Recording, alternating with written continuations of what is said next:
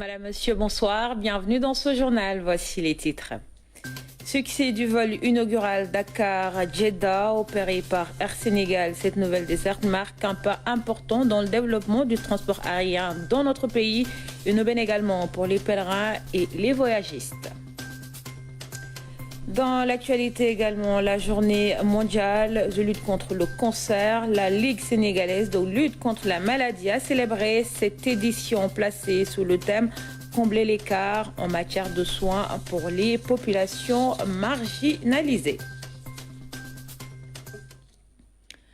Le chef de l'État a reçu les dirigeants des principales institutions de notre pays dans ce contexte de conflit entre les pouvoirs législatifs et judiciaires. Le chef de l'État entend élargir ses consultations à travers un dialogue national pour la tenue d'élections libres et transparentes et inclusives à Aboubakry Kane.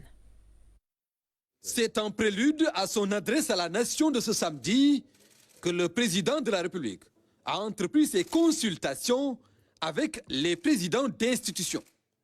Le chef de l'État a d'abord reçu Amadou Mame Diop, président de l'Assemblée nationale, avant de s'entretenir avec le chef du gouvernement, le Premier ministre Amadou Ba. Ce fut ensuite au tour de la présidente du Haut Conseil des collectivités territoriales, Aminata Mbengue Ndiaye, et du président du Conseil économique, social et environnemental, Abdoulaye Daoud Diallo, d'être reçus par le président Sall. Le chef de l'État a également consulté le président du Conseil constitutionnel, Mamadou Badio Camara. En sa qualité de président de la République, garant du fonctionnement régulier des institutions et respectueux de la séparation des pouvoirs, le président de la République ne saurait intervenir dans le conflit opposant le pouvoir législatif et le pouvoir judiciaire.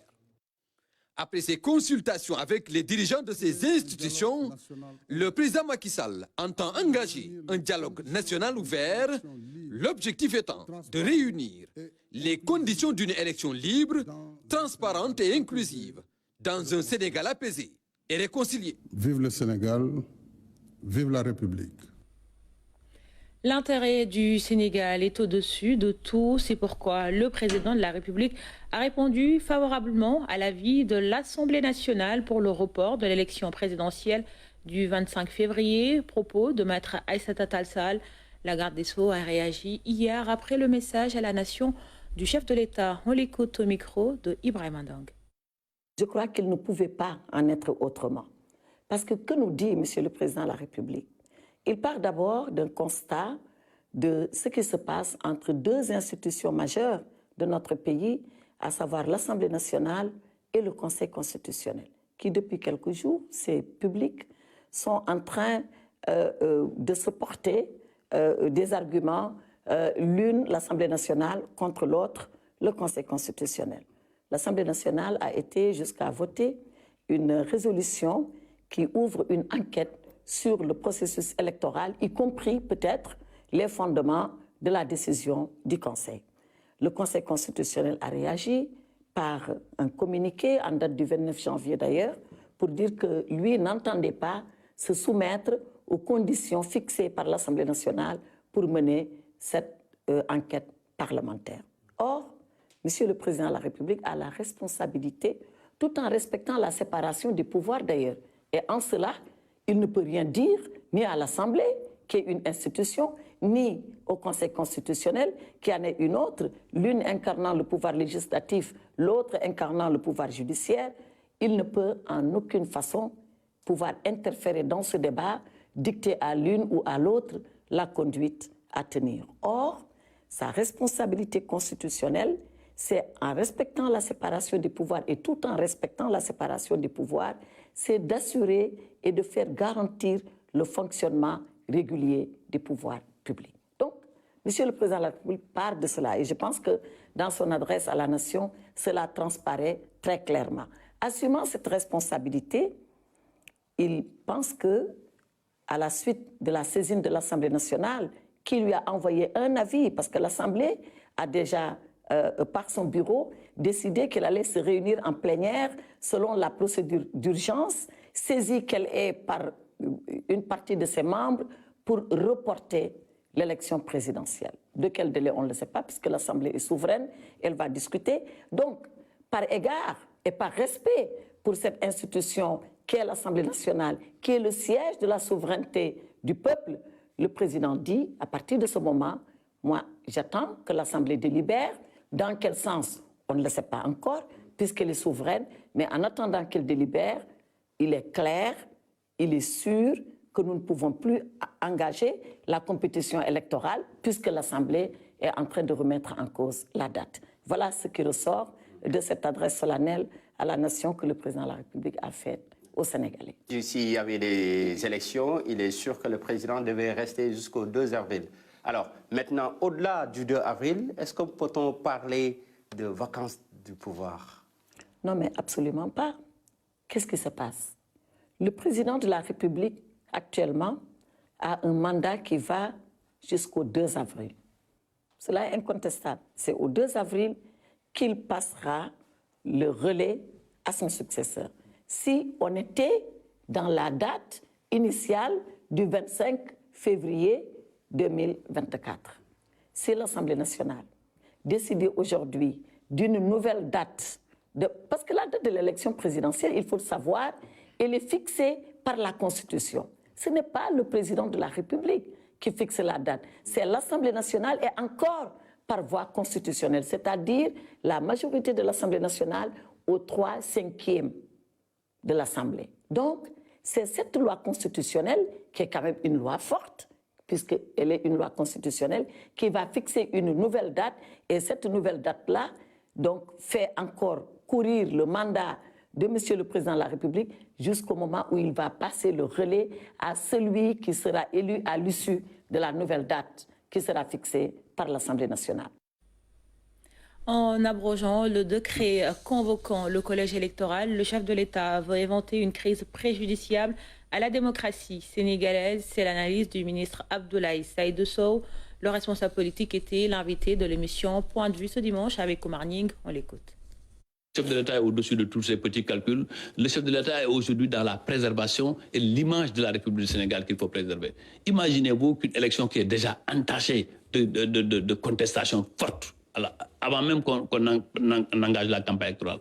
Après, c'est d'abord le contentieux qui est né. Le contentieux, il est là, il est d'abord préélectoral. Et après les résultats, ce sera un contentieux post-électoral. Nous passons tout notre temps à discuter, à dire que le président a des recours au niveau du Conseil constitutionnel après des problèmes politiques. Le chef de l'État a voulu anticiper. Avec une classe politique qui a demandé. Parce qu'en vérité, c'est l'opposition qui a posé tous ces problèmes. Le chef de l'État trouve des solutions à ce problème de l'opposition au lieu de garder la hauteur et de prendre la main. Heureusement d'ailleurs que je constate qu'il y a aussi des pans entiers de l'opposition qui soutiennent cette posture. Et je ne désespère pas que dans les jours à venir, tout le monde va se retrouver autour de l'essentiel, qu'un dialogue inclusif soit ouvert et que nous puissions nous entendre sur les règles, comme l'opinion aussi internationale accorde au Sénégal et à son chef, à son président cette crédibilité. L'actualité, c'est aussi la communauté scientifique du Sénégal et de l'Allemagne qui partagent les résultats des recherches sur l'agroforesterie, une science pour faire face au changement climatique et à la dégradation des terres. La rencontre s'est tenue à Dakar sous le thème « Promouvoir le développement durable en Afrique grâce à l'agroforesterie ». Anaïs Nyanyamane pour le compte-rendu.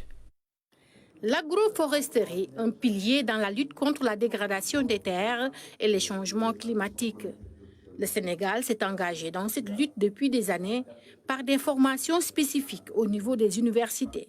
Depuis 2007, au Sénégal, nous avons commencé des formations spécifiques dans nos universités publiques dans le domaine de l'agroforesterie, notamment à l'université Assane Seck de Ziguinchor, avec la licence d'agroforesterie, à l'université Cheikh Anta Diop de Dakar, avec un master en agroforesterie et écologie, et à l'université du Sine Saloum, El Hadji Ibrahima Niass, avec également une licence en agroforesterie. C'est dire que le travail qui a été présenté aujourd'hui par le Centre de suivi écologique et ses partenaires va jouer un rôle important dans la lutte contre la dégradation des terres et le changement climatique. Ce symposium est co-organisé par le Centre de suivi écologique et une ONG allemande. Une collaboration basée sur la recherche pour un développement durable de l'agroforesterie en Afrique. Il s'agit d'un défi majeur pour le développement durable, particulièrement en Afrique où la résilience des communautés nécessite et des écosystèmes et des agrosystèmes viables. Le choix de l'agroforesterie est un pari gagnant pour infléchir les tendances de la dégradation des terres et pour cela, nous avons besoin d'évidence, de preuves scientifiques sur les pratiques agroforestières en Afrique. Agroforestry is so important. L'équation est très simple. L'humanité croît démographiquement, les besoins en service des écosystèmes croît aussi conséquemment. Donc on a forcément besoin de planter beaucoup plus d'arbres pour répondre aux besoins croissants des communautés. C'est pourquoi nous avons fait ce travail sur l'atlas de l'agroforesterie pour voir le potentiel de tirer les opportunités liées à l'agroforesterie pour satisfaire les besoins des communautés et des populations. Cette science qui restaure et réhabilite efficacement les terres est l'une des réponses aux besoins des communautés. Comme vous le savez, donc, nous avons un accroissement démographique important et comme les terres ne sont pas élastiques, et il y a un besoin croissant également en alimentation, ces pratiques agroforestières permettront aux communautés d'avoir des moyens de subsistance, mais d'améliorer également leurs moyens d'existence. Et c'est là l'association de l'arbre aux cultures ou bien aux activités pastorales permettent de diversifier dans un lopin de terre réduit toutes ces activités et pouvoir mener des activités productives toute l'année. L'alimentation des terres à travers l'agroforesterie devrait réduire la pauvreté et promouvoir la création d'emplois. La direction de la prévention et de la gestion des inondations poursuit sa tournée. Après Kolda, elle a organisé un atelier de restitution des résultats de la cartographie des surfaces inondables à Tambacounda. L'initiative s'inscrit dans le cadre du projet de gestion intégrée des inondations au Sénégal. Un reportage de Tidiane Cissé.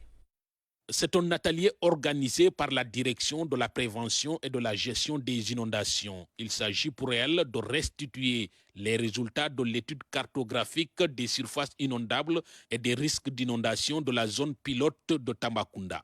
Il s'agit d'un système d'information géographique qui a été réalisé pour améliorer la connaissance du risque d'inondation sur toute l'étendue du territoire. C'est un outil d'aide à la prise de décision pour les autorités administratives, pour les collectivités territoriales. Parce que cet outil-là va nous permettre aujourd'hui d'identifier tous les réseaux hydrographiques dormants et également la mise en place des cartes de vulnérabilité et des cartes sur les hauteurs d'eau et sur les vitesses des eaux. Cet outil d'aide à la prise de décision va permettre demain aux aménagements futurs de prendre en compte le risque d'inondation dans la commune de Tambacounda. Initié par l'État du Sénégal avec le concours du Fonds vert climat et l'Agence française de développement, cette initiative s'inscrit dans le cadre du projet de gestion intégrée des inondations. Dans la région de Tambacounda, les risques d'inondation sont faibles. C'est des populations qui ont une culture du risque d'inondation. En fait, ce que nous avons vu, le principal risque se trouve autour du Mamacounda, ce bras de fleuve. Effectivement, le risque principal se trouve autour des quartiers aux alentours de Mamacounda. Donc, nous allons revenir sur les solutions pérennes. Démarré en 2021, ce projet concerne l'ensemble du territoire national. Il vise notamment à prévenir les risques d'inondation, réduire la vulnérabilité des territoires au risque d'inondation et renforcer la gouvernance au risque d'inondation. Nous restons à Tambacounda où les acteurs agricoles du Sénégal oriental se sont réunis en conclave. Les membres du Conseil de concertation et de coordination des ruraux ont échangé sur les opportunités de financement, l'accès à la terre pour l'autonomisation des femmes et la subvention des intrants agricoles. Porté sur les fonds baptismaux en 1993, 30 ans après, l'heure est au bilan. Les membres du Conseil national de concertation et de coopération des ruraux se sont retrouvés à Tambacounda le temps d'une matinée. À l'ordre du jour, vers une synergie d'action pour relever le défi de la souveraineté alimentaire. Nous devons travailler ensemble pour identifier les meilleures pratiques, proposer des solutions innovantes et influencer les politiques publiques en faveur d'une agriculture dynamique, inclusive, durable et prospère. Nous avons espoir que vos travaux feront avancer davantage la marche vers le progrès, avec tous les défis à relever, notamment le défi d'une modernisation progressive du secteur, le défi d'une diversification dans la production et d'une maîtrise des facteurs de production, ainsi qu'une sécurisation et une valorisation du foncier. Les échanges ont été fructueux avec beaucoup d'enseignements. L'occasion a été saisie pour identifier les difficultés qui entravent souvent l'ambition de certains producteurs. Les femmes de Kédougou sont en train de cultiver. Mais si vous voyez que les cultures sont manquées, parce qu'il n'y a pas assez de matériel. Parce que quand tu n'as pas de matériel, tu ne peux pas embellir beaucoup de... Nous, on a un terre socle. Et les matériels qu'on nous amène, parfois, ne sont pas adaptés à la terre. L'agriculture est la fondation du développement. Et c'est là où on passe par la sécurité alimentaire. Mais aujourd'hui, le Sénégal, nous, on a en tête une ambition pour la souveraineté alimentaire. Ces acteurs ont reconnu l'engagement de l'État pour moderniser le secteur agricole avec la distribution de semences certifiées et la subvention du matériel agricole. Depuis 2012, le chef de l'État, son Excellence M. Macky Sall, s'est donné pour ambition de promouvoir une agriculture moderne, compétitive, durable et apte à assurer la transformation structurelle de notre économie. C'est la raison pour laquelle, dans le plan Sénégal émergent, soubassement des grandes orientations de nos politiques économiques et sociales, le secteur agricole moteur de croissance y occupe une place stratégique. Adopter une politique foncière qui sécurise durablement les activités agro-silvopastorales et halieutiques des exploitations familiales, en garantissant l'accès équitable aux fonciers et en préservant les ressources naturelles. Le CNCR appelle les autorités sénégalaises, actuelles et futures, à prendre en considération ces propositions. L'accès au crédit et l'opportunité de financement ont été aussi au cœur des échanges lors de ces assises. Les membres du CNCR exhortent les autorités territoriales et l'État central à mettre en place des mécanismes de financement beaucoup plus souples. C'est désormais une réalité. Le vol direct Dakar-Djeddah a décollé. Moins de 9 heures pour allier les deux villes. Un soulagement pour les voyagistes et les pèlerins du Sénégal, mais aussi de la sous-région. Opérée par Air Sénégal, cette ligne marque un grand pas dans le développement du transport aérien. Ramatadem était à bord du vol inaugural. Voici son reportage. 21h30 à l'aéroport international Blaise Diagne de Diass, des passagers du vol inaugural à Dakar-Djeddah font leur formalité d'enregistrement. Il s'agit du premier vol direct de la compagnie Air Sénégal pour faciliter la Oumra ou le Hajj aux Sénégalais et aux populations de la sous-région. Je voudrais très sincèrement remercier le directeur général de Air Sénégal qui a eu à répondre favorablement aux demandes des autorités religieuses pour un vol direct Dakar-Djeddah. Et je pense que ça a été une préoccupation de nos pèlerins. Donc je pense qu'il vient de mettre en œuvre cette stratégie de hub aérien. Parce que vous savez que le Sénégal ambitionne d'être le premier hub aérien régional. Air Sénégal, qui est notre compagnie nationale, est en train de jouer un rôle très important pour mettre en valeur ce projet de hub aérien. Sous la vision du chef de l'État et des acteurs qui sont juste là derrière nous, qui passent leur temps à essayer de développer ce hub aérien qui est une vision étatique, de faire cette ligne à portée de tous ces pèlerins-là et à un prix quand même très compétitif par rapport au coût d'exploitation de cette ligne. C'est vrai que c'est un plaisir de recevoir nos amis maliens à travers cette connexion parce qu'on fait Bamako pratiquement 4 à 5 fois par semaine. Et avec toute la sous-région que nous desservons, Conakry, Abidjan, Bissau, Banjul, la Mauritanie, etc., ce vol aujourd'hui va prospérer. Voilà pourquoi dans la stratégie de la compagnie, nous prévoyons de faire un deuxième vol dans les semaines à venir et pour mieux renforcer la capacité en termes de siège sur cet axe Dakar-Djeddah aller-retour. Que de bonnes nouvelles pour les pèlerins cette année avec Air Sénégal. C'est un plaisir pour moi aussi de vous annoncer que Air Sénégal va faire le pèlerinage cette année. Et donc c'est un vol test aujourd'hui. Parce que, Inch'Allah Rabbi, les passagers qui emprunteront cet avion Airbus A330 de dernière génération, qui n'a même pas 5 ans, avec une capacité de 290 sièges, 32 business, 21 premium et 237 économies, vont atteindre la destination en moins de 8 heures de temps. Pendant que d'habitude, il fallait 14 heures, 15 heures, voire 18 heures avant d'arriver, complètement fatigué. Il est 1 h du matin, c'est l'heure d'embarquer, juste après la coupure du ruban. Tout un dispositif mis en place pour mettre voyagistes et pèlerins dans les meilleures conditions. À bord, un personnel qualifié aux petits soins. Heureux à Jeddah, une première expérience bien vécue par Air Sénégal et ses partenaires. Ce vol inaugural Dakar-Jeddah, direct, est un vol vraiment qui va être bénéfique, n'est-ce pas, pour la population sénégalaise, en particulier les pèlerins. Parce que autant les pèlerins vraiment souffraient pour joindre la Mecque, mais aujourd'hui avec ce vol inaugural Dakar-Jeddah direct, vraiment ça va soulager beaucoup de pèlerins sénégalais. Je trouve que le vol était super et je prie qu'Allah subhanahu wa ta'ala pérennise cette flotte, que Air Sénégal, Tchakao Tchakanam.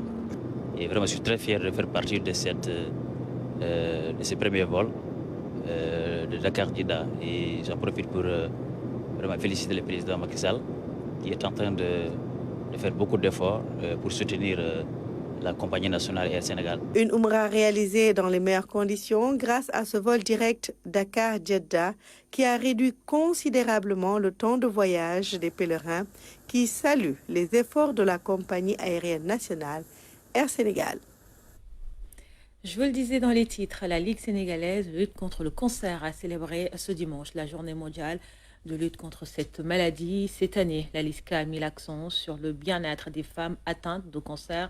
Elle a fait également un plaidoyer pour répondre au thème de cette édition 2024, combler l'écart en matière de soins pour les populations marginalisées. Marandiaï, Mariam Beramba.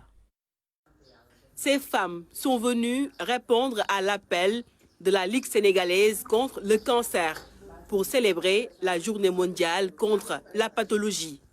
Une initiative qui permet à la LISCA de faire un plaidoyer pour combler l'écart en matière de soins. Cette année, c'est vraiment appeler l'État du Sénégal à s'engager, à considérer la maladie cancéreuse et réduire le gap dans la prise en charge du cancer, c'est-à-dire entre les riches et les pauvres, la disparité des soins dans les régions. Cette journée est l'occasion pour la LISCA de communier avec les malades. Une panoplie de séances de bien-être est initiée pour un suivi psychologique des femmes atteintes de cancer. Cette activité de bien-être est très importante. Je vais vous raconter une année où nous avons organisé une journée de bien-être et il y avait un monsieur, une dame qui était accompagnée par son mari. Après la séance de maquillage, le mari n'a pas reconnu son épouse et c'était important. On leur montre qu'elles doivent continuer à être femmes parce qu'avoir une pathologie qui réduit ta féminité, c'est assez difficile. Parce que le sein de la femme, c'est son organe de féminité. Si on te fait une mastectomie, on enlève une partie de ta féminité et leur montrer, malgré cette mastectomie, cette amputation, elles doivent rester femmes. À leur tour, les patientes ont globalement apprécié l'accompagnement de la structure. Elles ont toutefois demandé plus d'appui de la part des autorités. Je me sens femme aujourd'hui. Et je me sens toute belle, sincèrement. Parce que depuis que je suis malade en 2021 jusqu'à présent, je n'ai même pas l'impression d'aller au salon ou de mettre un crayon comme ça au niveau de mes yeux. Bien que j'ai cette force de me battre, mais aujourd'hui, je me dis chaque semaine, on va me donner un abonné. Donc chaque semaine, je vais aller à cette boîte-là pour me faire toute belle. Et que cette maladie peut se guérir. J'implore aussi que ce soit les futurs ou le futur président qui sera là, ainsi que le président Macky Sall, nous lançons un message solennel et très fort qu'il nous aide à amplifier les moyens de l'avant. Parce que étant malade, plus de 2000 et quelques membres, chaque octobre rose, on a des cas de malades de cancer. Impérativement, tu dois faire la chimio. Tu dois faire la radiothérapie et c'est tellement coûteuse. Dans la prise en charge des malades du cancer, le Sénégal a consenti beaucoup d'efforts, notamment dans la gratuité et a un meilleur accès aux soins de santé. La Ligue sénégalaise contre le cancer entend ainsi mettre l'accent sur le bien-être de ces braves femmes pour les soulager dans leur quotidien face à la maladie, le cancer. L'agence de réglementation pharmaceutique en croisade contre les faux médicaments, l'ARP est à Matam pour une campagne de sensibilisation. Elle annonce la mise en place de pôles régionaux pour assurer une meilleure surveillance du secteur. Bachirba. Lors de ce séjour dans la région de Matam, les agents de l'agence de réglementation de la pharmacie ont tenu à rencontrer tous les acteurs de la santé. Les rôles et missions de l'ARP ont été déclinés. Hier, nous étions avec les pharmaciens du privé et du public. Aujourd'hui, nous sommes avec les équipes cadres des districts, de la région et des hôpitaux.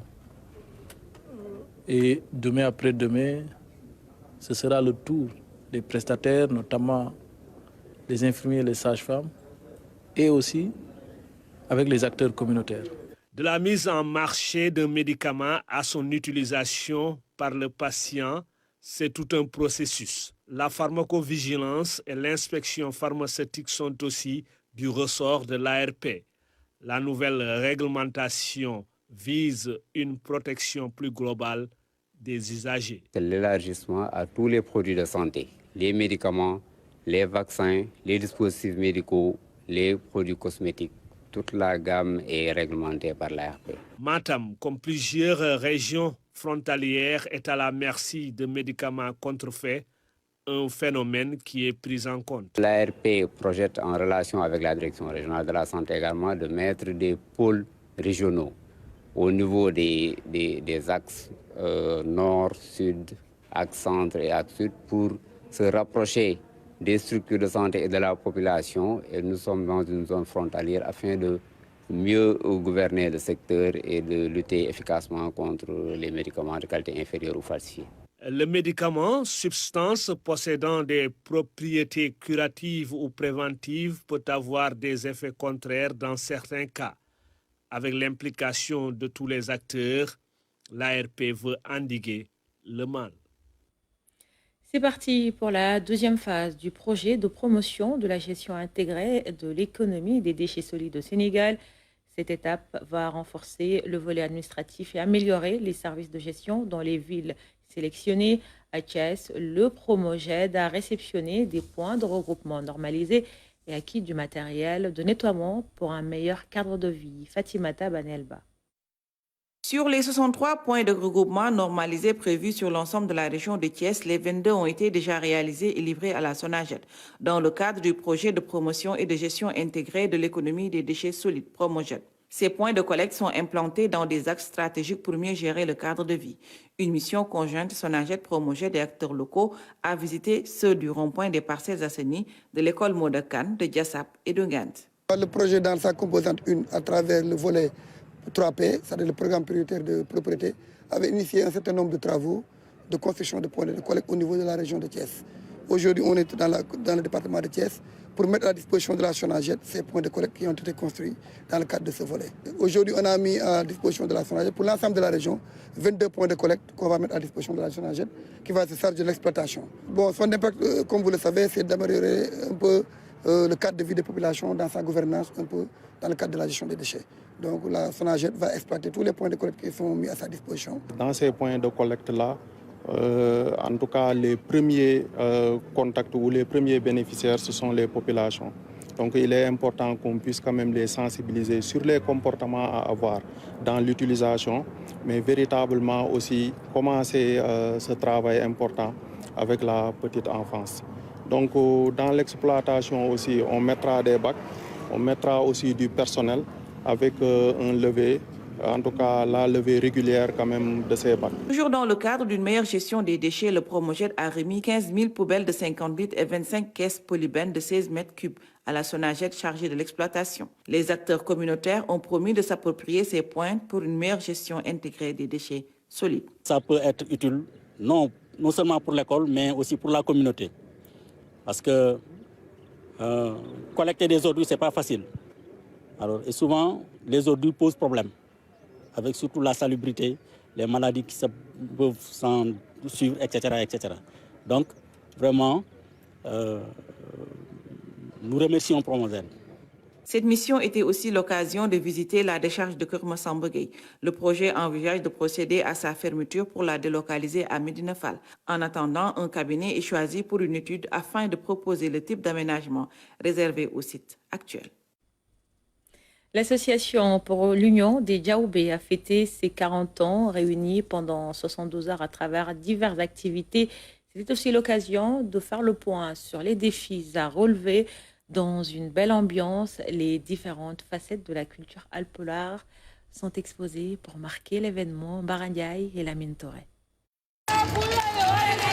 Forte d'une communauté alpulaar venue du Sénégal comme de la Mauritanie et de la diaspora, l'association pour l'Union des Diaoubé dévoile ses objectifs. C'est une association qui a pour objectif d'abord de rassembler tous les Diaoubé du Sénégal, de la Mauritanie et de la diaspora. Ça, c'est l'objectif premier, mais l'objectif principal également, très important pour la communauté, montrer à la face du monde, parler à nos autorités de nos problèmes, de nos difficultés que vivent nos populations dans le Djeri. L'association pour l'Union des Diaoubé existe depuis 40 ans. Elle intervient dans l'entraide et la solidarité dans leur village du Fouta. Dans ce sens, un panel a permis d'identifier les difficultés rencontrées dans leur terroir. Nous sommes confrontés à beaucoup de difficultés, malgré les efforts de l'État, mais nous sommes réunis aujourd'hui au Grand Théâtre. Les Diaoubé ici de la Mauritanie, ici du Sénégal, partout aujourd'hui au Sénégal jusqu'en Casamance, partout, nous nous sommes retrouvés pendant 72 heures. Mais aujourd'hui au Grand Théâtre pour faire le grand panel, pour discuter de nos problématiques, pour parler des problématiques. Vous savez, aujourd'hui nous sommes confrontés surtout à problème de l'eau. Il y a le problème de l'électricité et nous avons les problèmes aussi des cases de santé. L'association reconnaît les efforts de l'État pour renforcer l'équité territoriale et elle souhaite maximiser ses investissements pour soulager durablement les populations. Nous, au niveau de nous, en tant que fils de Diaoubé, nous avons fait des efforts. Mais vous savez, l'État, nous ne pouvons pas aujourd'hui combler la place de l'État.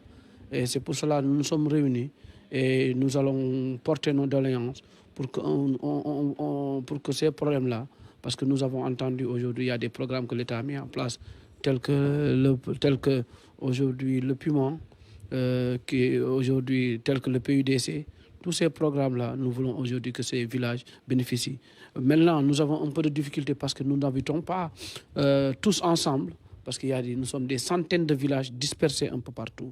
Et aussi, nous allons voir comment on peut ensemble regrouper nos forces pour qu'on puisse avoir le développement. Durant 72 heures, l'association pour l'Union des Diaoubé a dévoilé toute sa richesse culturelle. Les femmes ont pu bénéficier de formations et d'actions de développement. Un mémorandum répertoriant toutes les recommandations est attendu à l'issue des festivités. L'actualité reste dominée par la Coupe d'Afrique des Nations. Pas de match ce jour en Côte d'Ivoire. C'est pourquoi nous vous emmenons à la découverte de la résidence de Félix Houphouët-Boigny à Yamoussoukro. Le premier président de la République de Côte d'Ivoire tenait beaucoup à son village, devenu la capitale politique du pays. En 1983, le président Houphouët est enterré dans sa résidence, un concentré de luxe et de prestige. Peu de chaînes de télévision ont réussi à filmer l'intérieur. Nos équipes sur place ont eu la chance de visiter cette demeure. Des images exclusives de nos envoyés spéciaux, Massiré Faye, Sabassi Faye, Mamadou Fall, Papa Mamadou Saïké et Ibrahim Mboup. Un vaste domaine, 240 hectares. La résidence de Félix Houphouët-Boigny à Yamoussoukro donne un aperçu sur la dimension de l'homme, sa richesse et la relation qu'il avait avec son village. La famille de Houphouët vit à Yamoussoukro depuis 2 siècles. La maison a toujours existé, mais avec la réussite financière et tout, elle a été sans cesse améliorée. Mais le bâtiment, ça a commencé à construire en dur en 1935-36. À ce moment-là, c'est son petit frère Augustin qui devient chef de canton. Et malheureusement, en 1937, son petit frère meurt. Donc lui, Félix, est obligé de laisser tomber la pratique de la médecine, tout. Et comme à l'époque, il était le seul homme de la famille où il n'y avait que des femmes, il est obligé de venir succéder à son petit frère comme chef traditionnel. Et c'est à partir de là qu'après, il crée le syndicat agricole avec d'autres planteurs et puis qu'il entre en politique. Mais au départ, il est chef traditionnel, il n'est pas politicien. Toute sa vie durant, le père de la nation ivoirienne était fréquent sur les lieux. Il pouvait y rester 2 mois sans aller ailleurs.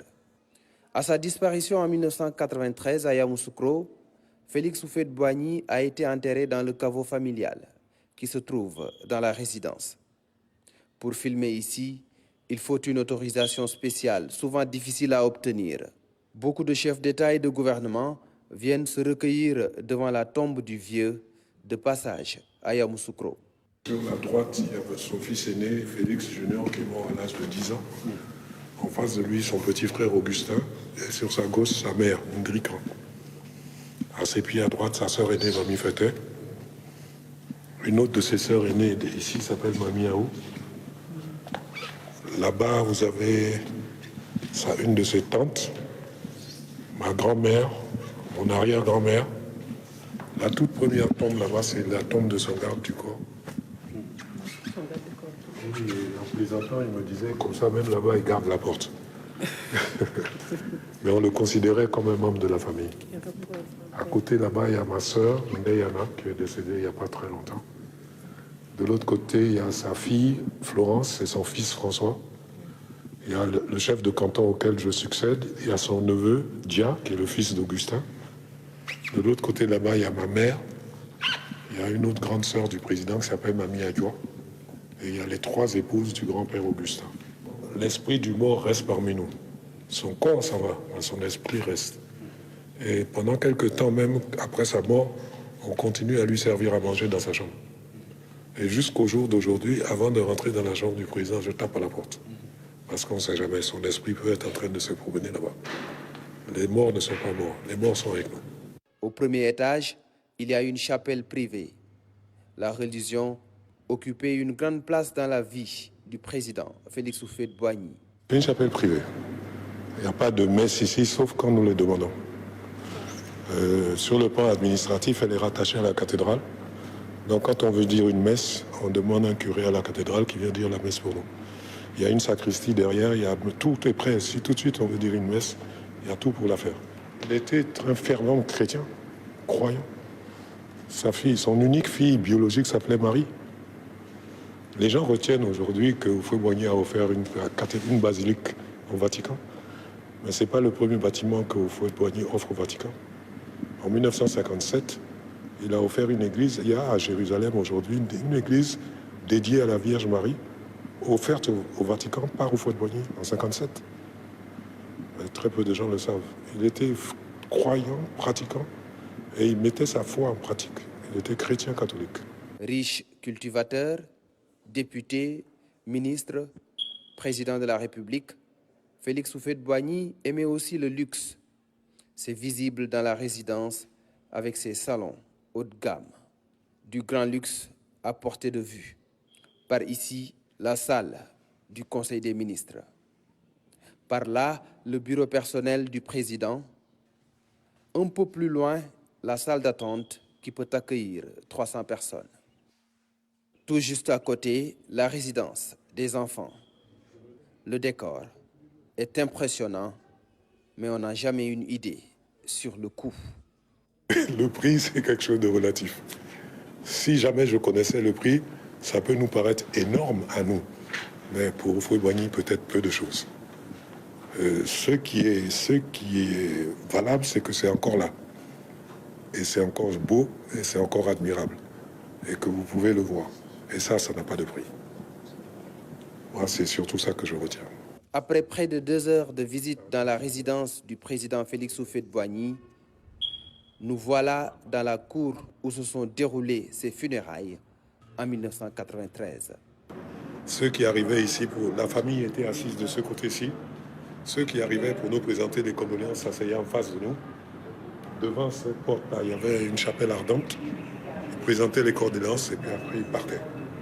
Ça a duré 45 jours, tous les jours de 9h à 18h. Et la Côte d'Ivoire entière a défilé ici. Et c'est après ça que nous avons enterré le président.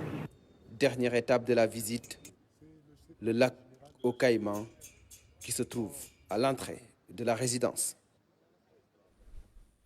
Des images exclusives de la RTS signées nos envoyés spéciaux en Côte d'Ivoire, parmi eux Ibrahima Mboup que nous retrouvons ce soir, pas à Yamoussoukro, mais à Abidjan.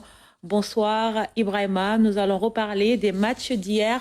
Quel enseignement peut-on tirer des quarts de finale et surtout de la victoire des éléphants? Bonsoir Mariam Dramé. Comme vous le savez, nous avons quitté Yamoussoukro après 27 jours de séjour, de mission sur place. Nous voilà maintenant du côté d'Abidjan. C'est là que va se dérouler pratiquement le reste de la compétition. Mais avant de revenir sur le reste de la compétition, les enseignements à tirer des quarts de finale qui viennent de se dérouler et surtout parler de ce match entre le Mali et la Côte d'Ivoire. C'était hier à Bouaké. Les Ivoiriens ont encore une fois montré qu'ils pouvaient soulever des montagnes dans cette CAN. Ce sont de véritables miraculés. Et comme l'a dit le coach Emers Faye hier en conférence de presse d'après-match, la Côte d'Ivoire s'est qualifiée au mental. Ce n'était pas évident de battre une très belle équipe du Mali à 11 contre 10 et à la fin du match même à 9 contre 11. Mais les Ivoiriens l'ont fait. Ils ont joué avec beaucoup d'envie comme ils l'ont fait face au Sénégal. Et la réussite est dans, la baraka est dans. La Côte d'Ivoire est en demi-finale de sa Coupe d'Afrique des Nations. Alors Ibrahima, l'arbitrage est assez décrié dans les matchs à élimination directe, même hier lors de la rencontre Mali-Côte d'Ivoire. Vous qui êtes sur place, quelle lecture avez-vous de tout cela? Il faut dire qu'au premier tour, dans la phase de groupe, il n'y a pas eu beaucoup de problèmes d'arbitrage, mais c'est à partir du 8e de finale Sénégal-Côte d'Ivoire qu'on a commencé à avoir certaines erreurs d'arbitrage avec M. Atcho, cet arbitre gabonais qui a sifflé le 8e de finale entre le Sénégal et la Côte d'Ivoire. D'ailleurs, il est rentré à la maison depuis jeudi, de même que ses assistants. Ils n'ont pas été retenus par la Confédération africaine de football pour le reste de la compétition. Ils ne sont pas sanctionnés, comme on le dit parfois sur les réseaux sociaux et tout. Ni la FIFA, ni la Fédération internationale de football, la FIFA, n'ont pas sanctionné cet arbitre. Mais il n'a pas été retenu parce que il n'a pas été bon. Il n'a pas été bon pendant ce match. Il n'a pas sifflé ce penalty pour Ismaël Sarr.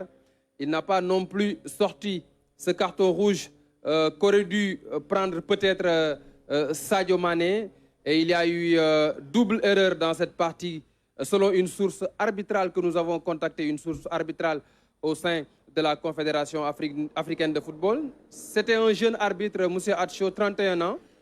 Première CAN, même l'arbitre d'hier, l'arbitre égyptien qui a sifflé Mali-Côte d'Ivoire, en est à sa première CAN. Et ça repose le problème un tout petit peu des désignations de la CAF à l'occasion des matchs importants, des matchs à élimination directe. Et selon notre source là au sein de la CAF, dans les grands matchs, dans les big matchs, il faut des arbitres expérimentés. Et il y en a dans cette CAN, comme Moustapha Gorbal, le numéro 1 africain, Jean-Jacques Ndala, le Congolais de la RDC. Ce sont de très bons arbitres, Bamlak Tessema d'Éthiopie. Mais la CAF a préféré dans cette CAN miser sur des arbitres jeunes. C'est un bon pari, mais dans les matchs importants, il faut des arbitres qui ont de l'expérience. Alors Ibrahima, avant de nous quitter, c'est quoi le programme pour le reste de la Coupe d'Afrique des Nations en Côte d'Ivoire? Mariama, jusque-là, 48 matchs ont été déjà joués. Maintenant, il ne reste plus que 4 rencontres dans cette Coupe d'Afrique des Nations. Et les demi-finales vont démarrer le 7, donc mercredi prochain. À 17h, on aura le duel des anglophones au Stade de la Paix de Bouaké, l'Afrique du Sud qui fera face au Nigeria. L'Afrique du Sud qui n'était plus dans le carré d'as d'une Coupe d'Afrique des Nations depuis 1998. Ça fait longtemps. Le Nigeria qui revient aussi dans le carré d'as après 2019. Le Nigeria a 3 étoiles. L'Afrique du Sud a gagné la CAN une seule fois. C'était à domicile en 96. Ce sera donc le duel des anglophones. Et puis, À 20h le 7, on aura ici à Ebimpe le match Côte d'Ivoire-République démocratique du Congo. C'est aussi un match qui mettra aux prises 2 anciens champions d'Afrique. La Côte d'Ivoire avec ses 2 étoiles, de même que la RDC qui a gagné cette CAN en 1968 et 1974.